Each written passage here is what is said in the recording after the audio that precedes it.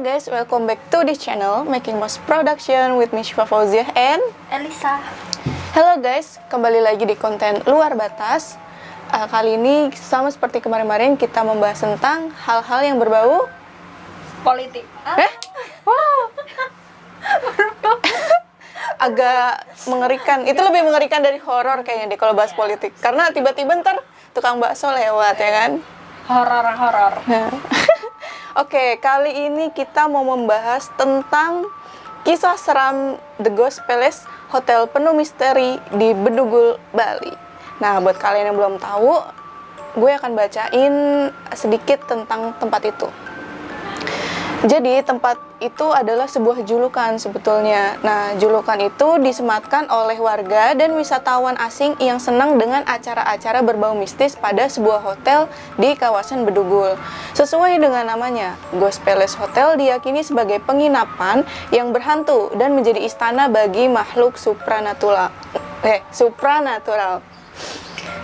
Kisah ini bermula sekitar bulan Desember tahun 2015 lalu. Seorang traveler bernama Jacob Laukaitis mengunggah video hasil rekamannya di hotel terlantar ini dan membuat Bali gempar karena unggahannya. Nah, kalian itu bisa ngecek videonya, cari aja mungkin di YouTube ada ya. Nah, pada video itu Jacob mengaku bahwa ia nggak sengaja nemuin sebuah bangunan yang megah dan nggak berpenghuni di daerah Bedugul, Bali. Nah, di videonya itu tampak sebuah bangunan mewah yang sangat megah layaknya hotel berbintang 5 dengan arsitektur orientalnya dan sebuah patung ular di tengah hotel. Bangunan yang megah namun diselimuti hawa mistis ini sama sekali tidak berpenghuni atau bahkan tidak diketahui siapa pemiliknya hingga saat ini. Jadi wajar aja jika masyarakat Bali menyebutnya tempat ini adalah The Ghost Palace. Dan sempat beredar bahwa tempat ini dipercayai sebagai istana dari berbagai makhluk yang ada di Pulau Bali. Banyak kisah dari warga sekitar yang muncul setelah viralnya video yang diunggah oleh Jacob. Ada kisah yang menceritakan bahwa pernah ada seorang perawat yang meninggal di sana karena kondisi kerja yang tak layak. Arwahnya kemudian gentayangan dan menjadi penunggu di hotel tersebut. Dan ada juga cerita yang sangat terkenal mengenai sejarah hotel ini. Ada kabar yang mengatakan bahwa sekitar tahun 90-an, hotel ini dibangun sebagai proyek investasi dari Tommy Soeharto atau putra bungsu mantan Presiden Indonesia kedua Soeharto. Namun sayangnya, pembangunan ini berhenti ketika Tommy dipenjara pada tahun 2002. Nah, sejak saat itu, pembangunan hotel yang Ghost Palace itu diberhentikan. Hingga saat ini banyak beberapa orang yang mengunjungi tempat tersebut juga pernah bertemu dengan sosok gadis hantu berparas cantik yang memiliki rambut pendek sepundak. Ia kerap mengganggu para pemuda yang mengunjungi tempat ini. Warga sekitar juga bercerita bahwa hantu ini terkadang suka keluar hotel dan menghentikan jalur kendaraan yang melewati kawasan itu untuk menggoda pengemudinya. Nah, tapi jika kalian beruntung, kalian saat mengunjungi tempat itu di malam hari, kalian akan mendengar seakan-akan tempat itu sangat ramai dengan berbagai aktivitas di dalamnya. Tuh, seolah-olah ingin memberitahu bahwa tempat itu berpenghuni oleh makhluk lain. Meskipun bangunan ini terbengkalai dan belum rampung sepenuhnya, namun siapapun yang mengunjungi tempat ini pasti dapat merasakan kemegahan yang tercampur dengan aura kelam yang menyelimutinya. Hal tersebut juga yang membuat tempat ini sekarang menjadi tujuan para wisatawan baik dari dalam negeri maupun mancanegara. Kabar terakhir yang didapatkan dari tempat ini bahwa kawasan Ghost Palace Hotel sekarang ini tutup untuk umum dan siapapun tidak diperbolehkan untuk masuk. Mungkin karena sudah terbengkalai dan nggak ada yang mau, ibaratnya kalau dijadikan tempat rekreasi ya siapa gitu yang mau menjaga tempat berhantu ya kan. Oke nih, tadi kan udah bacain tentang tempat ini nih Kak. Menurut Kak Elisa tempat ini tuh seperti apa sih? Aku melihatnya sebenarnya aku juga merasa bahwa yang paling kencangnya tuh energinya, maksud aku di situ ya, maksudnya lebih banyak tuh. Aku juga nggak ngerti ya kenapa ini dijadikan hotel. Mungkin saat itu namanya tempat di Bali itu tujuannya untuk wisata, mungkin berpikirnya seperti itu ya, pertama untuk bisnis. Namun jauh sebelum itu dibangun, sebenarnya aku juga kurang paham sih. Itu kayak ada sosok yang tadi tuh perawat, sebenarnya bukan perawat ya, suster sih, karena akunya suster gitu ya. Di situ tuh, tapi suster ini aku melihatnya suster merawat iya. Suster, kamu tau gak sih suster yang ada di gereja-gereja? Kayak suster kayak, ya maksudnya apa ya, wanita-wanita yang disucikan di gereja gitu. Itu apa ya sebutannya? Biarawati, betul. Iya. Nah, aku tuh ngelihatnya sosoknya kayak gitu. Terus kalau kan katanya juga ada yang artikel bilang bahwa itu kerajaan goib dan segala macam. Iya. Aku melihat itu bukan suatu kerajaan goib ya, tapi lebih kepada tempat itu tuh, kamu tau gak sih, kayak suatu tempat yang biasa buat, ya layaknya hotel tapi buat kumpul. Jadi makhluk, kayak makhluk dari Bali gitu, kayak semacam leak dan segala macam, karena aku ngeliat ada kepala besar terus kayak lidahnya panjang banget gitu. Nah, di situ tuh ada sosok seperti itu. Namun itu bukan suatu bentuk kerajaan sih sebenarnya di situ, tapi lebih kayak ke tempat untuk berkumpul, singgah-sana. Bukan singgah-sana mah kerajaan ya. Maksudnya kayak buat kumpul aja gitu. Jadi ada momen-momen tertentu tempat itu akan rame gitu. Tapi ketika ditinggal gitu, ya udah kayak cuman ada makhluk-makhluk wanita mungkin ya. Terus yang tadi soal anak kecil gitu ya. Gadis ya. Gadis yang sepundak itu. Anak kecil gitu, tapi kayak ya itu aku bingung sih. Aku ngerasa bahwa itu lebih, maaf ya, dengan kondisi seperti itu aku ngerasanya kayak lebih cocokan tuh sebagai mungkin lebih, kalau di otak aku ya lebih kepikiran sih bekas kayak semacam gereja gitu. Tempat itu sebenarnya. Tapi nggak tahu juga ya, maksudnya ada sejarah lagi atau enggak. Tapi di situ karena banyak banget suster kayak zaman-zaman dulu gitu, banyak orang yang suka nenteng-nenteng anak kecil gitu loh di situ. Dan itu bukan karena namanya apa, ghost tales itu ya, bukan juga, tapi kayak tempat itu tuh banyak banget orang Belanda gitu ya, masih penampilannya seperti itu. Kalau kita dari segi setannya ya gitu ya, masih banyak orang Belanda gitu. Terus yang kayak nggak tahu, banyak banget anak kecil, tau gak sih, kayak pakai sepatunya tuh juga sepatu yang mungil-mungil gitulah gitu. Nah, terus kalau yang apa ya, banyak suster itu, tapi yang tadi dibilangin perawat ya, jadi tuh dia kayak suster gitu tapi suka merawat juga gitu, kayak bukan baby sister gitu, bukan, tapi kayak ya udah kayak banyak pada jalan gitu. Tapi ketika kayak ada momentum di mana hari tertentu nya orang Bali, mereka kayak berkumpul kan. Nah, layaknya event gitu. Kalau kita mah gampangnya bilangnya event gitu ya. Event ya udah mereka pada kumpul di situ. Terus yang paling dominan aku juga nggak tahu itu kayak pala bentuknya. Kamu tau kan kayak bonekanya Bali gitu. Kayak apa yang disucikan? Aku nggak ngerti deh. Kayak leak apa itu sih? Leak apa barong sih sebenarnya? Barong ya? Apa sih yang kayak gitu yang yang kayak naga gitu kan? Itu tuh ada gitu. Ada satu besar banget. Nah, itu kayak apa ya, pemimpin tapi kayak istilahnya yang dituakan. Lebih ke budaya sih sebenarnya. Kalau yang kita lihat dari tempat ini sebenarnya bukan sesuatu yang serem gitu, tapi lebih ketika kita lihat dari sisi budayanya, ini lebih tinggi budaya dibandingkan seremnya gitu. Pun kalau yang serem itu sebenarnya kalau orang yang mungkin bisa dikasih kelebihan untuk bisa ngeliat dan segala macem, sosoknya juga nggak ada yang terlalu serem sih.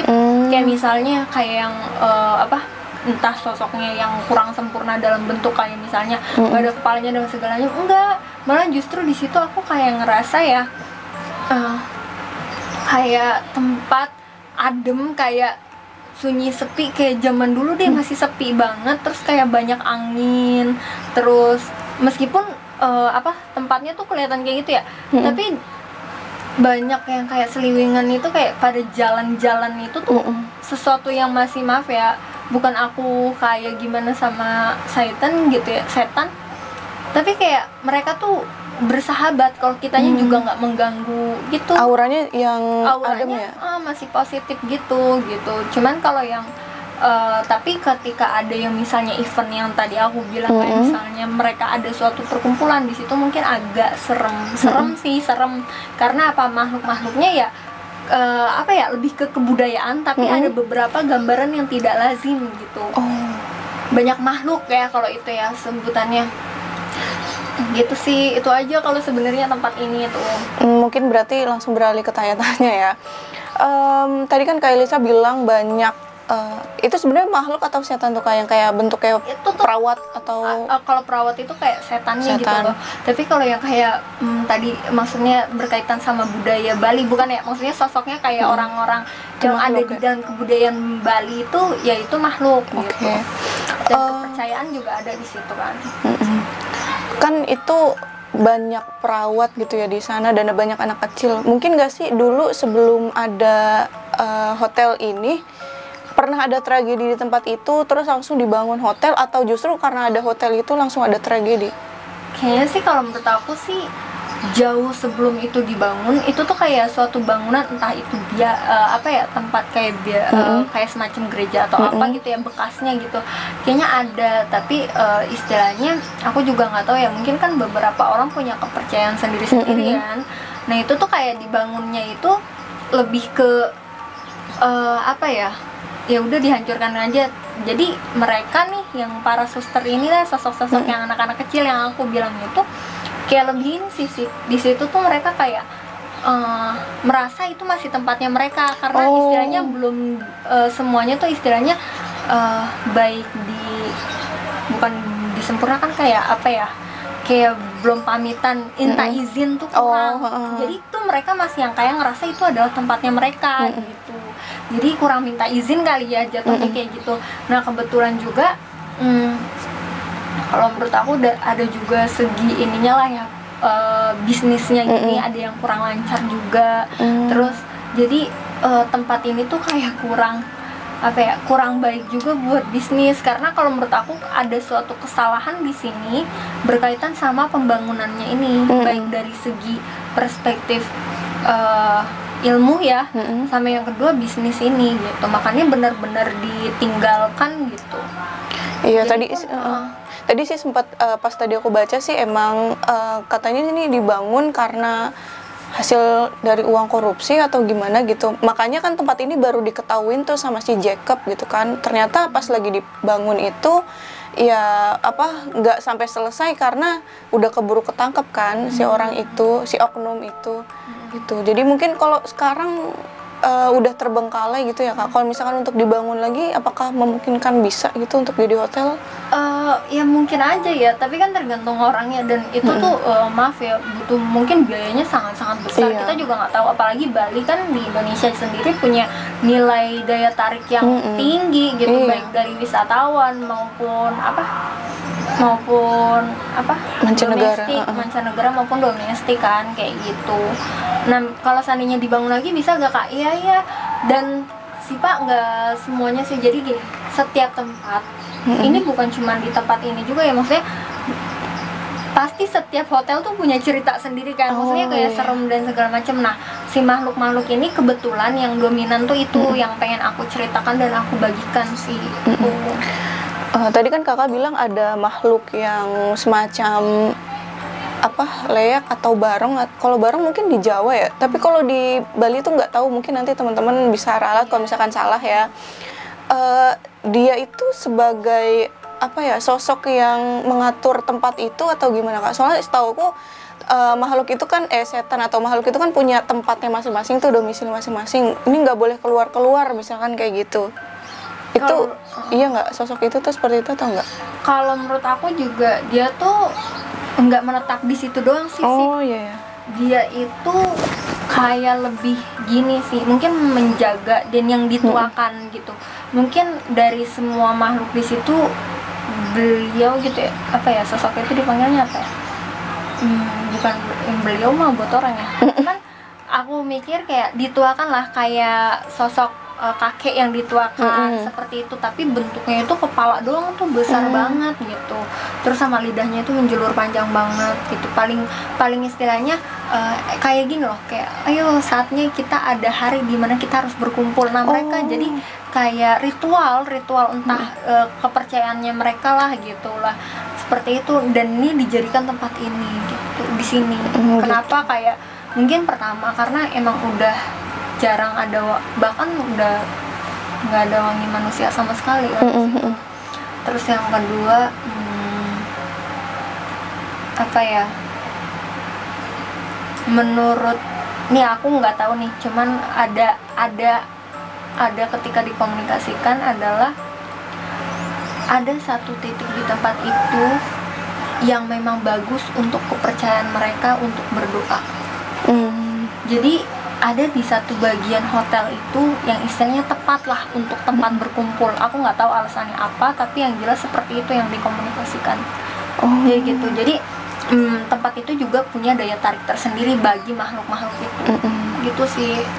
Tapi itu khusus di tempat itu apa gimana ya sebutannya?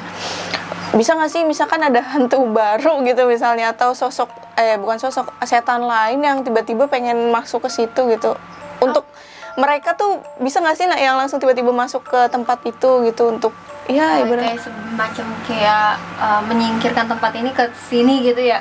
Iya bisa mungkin. Kayak misalnya memindahkan setan yang dari rumah ini ke sini. Sebenarnya sih kalau menurut aku kalau itu tidak akan bertemu dimensinya sih, karena yang ini mungkin akan bertemunya tergantung sama di sosok itu bentuknya makhluk apa manusia gitu, dimensinya ketemu atau enggak gitu sih. Jadi agak berbeda gitu. Ya agak berbeda antara yang setan dan makhluk, yang aku selalu bilang itu tuh kayak konsep utama lah kasarannya gitu. Nah kalau yang itu tergantung dia bentuknya apa, dan kalau aku pikir kalau yang cuma sekadar setan sulit masuk karena itu lumayan suci. Aku juga nggak ngerti ya, tempat itu tuh lumayan suci di mata aku. Maksudnya mungkin teman-teman yang pada insya Allah ya punya keahlian untuk sama-sama melihat dan melihat terus merasakan atau bahkan bisa benar-benar berkomunikasi juga gitu. Mungkin lebih banyak cerita ke ini, tapi yang jelas seperti itu sih.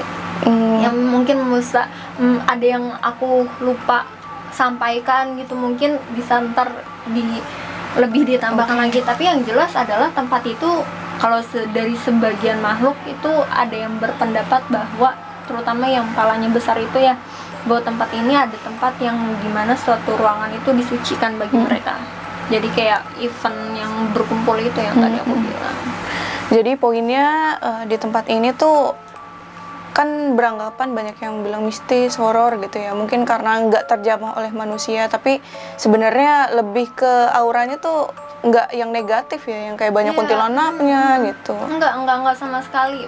Bahkan aku bilang apalagi ya kalau kita tarik dari jangan yang budayanya ya, tapi lebih narik yang kayak kasus si suster ini, itu tuh adem banget. Kamu tuh gak sih yang kayak pilar-pilar kayak gitu, terus kayak jalan-jalan kayak gitu, terus banyak anak kecil, banyak suster yang kayak sibuk sana sini gitu, kayak ya jatuhnya sih menurut aku ya itu kayak tempat yang adem untuk beribadah juga, versinya mereka ya tentunya, bukan versinya kita gitu.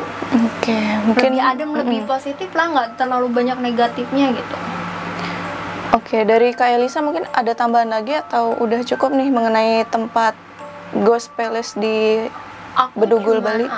Aku nggak tahu sih untuk masyarakat Bali atau siapapun yang mungkin masih bisa memasuki kawasan itu. Aku cuman want to say bahwa tempat itu bagi mereka ya adalah tempat yang mereka jaga untuk baik kesucian atau tempat yang disakralkan bagi mereka, baik bagi makhluk maupun setan yang ada di situ gitu.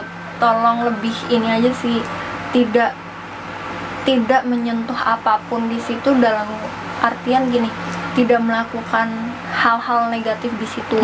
Kalau mau datang sih sebenarnya datang aja nggak apa-apa, karena di situ mereka pun juga kayak welcome aja. Tapi yang nggak diperbolehkan adalah misalnya menyentuh barang dari situ, kayak entah itu hanya sekedar batu, entah itu apa gitu, itu tuh jangan gitu. Karena apa? Itu udah menjadi bagian tempat itu gitu. Oh gitu. Jadi nggak boleh sembarangan, apapun bentuknya jangan ngambil dari situ. Tapi kalau seandainya hanya ingin berkunjung, itu nggak masalah, dan mereka memperbolehkan, asal satu dan lain halnya, hemat saya sih, menurut aku jangan berkata senonoh, udah itu Seronok gitu ya, yang kayak ya kita tau lah gaya pergaulan kita tuh, gaya bahasa kita tuh kayak gimana, itu aja sih sebenarnya.